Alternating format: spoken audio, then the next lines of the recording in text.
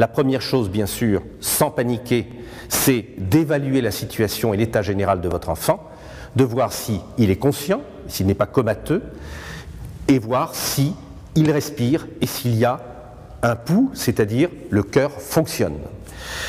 Vous allez évaluer ça assez rapidement, vous le verrez soit parce qu'il est allongé, soit parce qu'il essaye de s'asseoir, ou qu'il tousse. Le fait qu'il tousse, c'est bon signe, ça veut dire qu'il va lutter contre ce qu'il a inhalé. Bien sûr, il faudra surveiller par la suite. S'il est amorphe, avec l'évaluation de son état général, si c'est nécessaire, vous allez alors entamer une ventilation respiratoire et un massage cardiaque. Pour un petit nourrisson, on se place de côté et on prend 2 doigts, on va repérer l'endroit du thorax vers le bas de ce qu'on appelle le sternum, au-dessus de la petite pointe qui est en bas, et on va positionner 2 doigts, ça suffit, on n'a pas besoin de prendre les 2 mains, et on va placer les 2 doigts à cet endroit, et on va exercer 15 compressions thoraciques de cette façon-là. Il faut le faire de manière forte, et grosso modo, on en fait à peu près 2 par seconde. Donc c'est assez rapide. Il ne faut pas hésiter à appuyer, il doit y avoir une forte dépression, et on en fera 15 d'affilée. Dès que les 15 compressions thoraciques sont faites, il faut faire la ventilation. La tête un petit peu en arrière, vous fermez les 2 narines, vous prenez une grande inspiration et vous allez faire 2 insufflations. On fait 15 compressions thoraciques et on alterne avec 2 ventilations. 15, puis 2, 15, puis 2, jusqu'à ce que tout revienne dans l'ordre.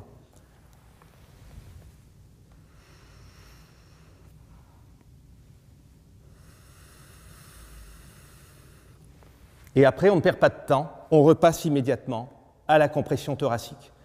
Si on est tout seul, ça demande une certaine expérience, mais il faut alterner rapidement sans perdre de temps.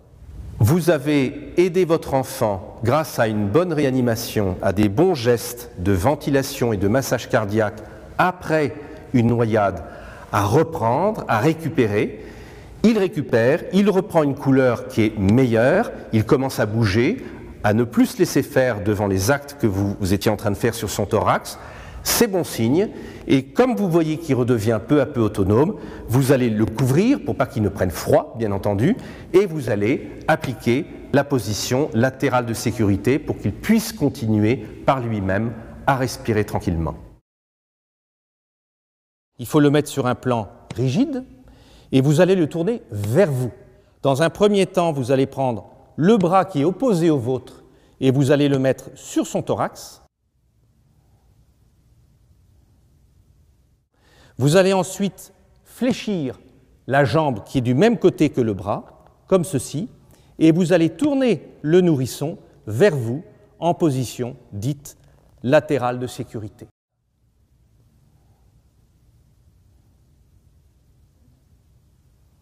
Chez un petit nourrisson, on peut mettre un linge ou quelque chose qu'on va rouler dans son dos pour éviter qu'il ne se retrouve sur le dos. C'est une position idéale et vous voyez que j'ai l'enfant qui est face à moi, je peux surveiller toutes les constantes chez lui, s'il y a un vomissement, s'il ouvre les yeux, s'il respire, etc. L'intérêt de le mettre en position latérale de sécurité, c'est-à-dire en PLS, c'est qu'en étant sur le côté, la langue ne risque pas de tomber en arrière et d'obstruer le passage de l'air. C'est pour ça qu'on fait la PLS.